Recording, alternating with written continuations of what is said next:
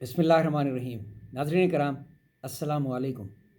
दीन में तक़वा की अहमियत हम पहले भी इस मौजू पे बात कर चुके हैं, क्योंकि अल्लाह ताला ने फरमा दिया कि तमाम इंसानों को बराबर बनाया था, लेकिन फ़र्क सिर्फ़ उन लोगों में है जो मुत्तकी और परहेज़गार हैं।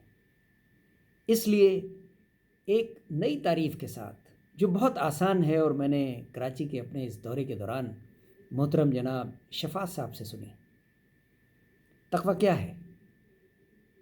मिसाल के तौर पे आप किसी जगह तन्हा हैं, एक पुरफ़ज़ा मकाम पे आप तन्हा हैं और आप पे शैतान ने हमला किया है और वो आपको दावत दे रहा है गुनाह कबीरा की।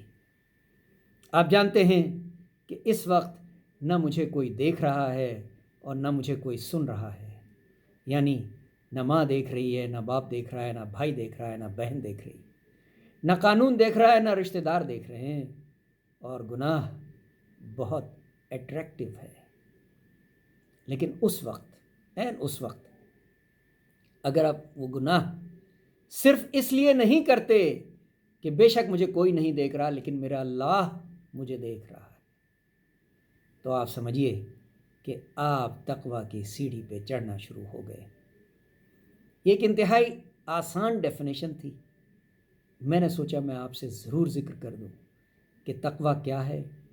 तक़वा वो है कि जब आप उस बुराई से रुकें जिसके लिए शैतान आपको माइल कर रहा है, लेकिन आप नहीं कर रहे, क्योंकि बेशक कोई नहीं देख रहा, लेकिन मेरा अल्लाह मुझे देख रहा है। आप तक़वा की सीढ़ी पे चढ़ना शुरू हो गए हैं। अब अल्लाह ताला आपके तमाम कामों में आपके लिए आसानी पैदा करेगा इंशाअल्लाह। शुक्रिया।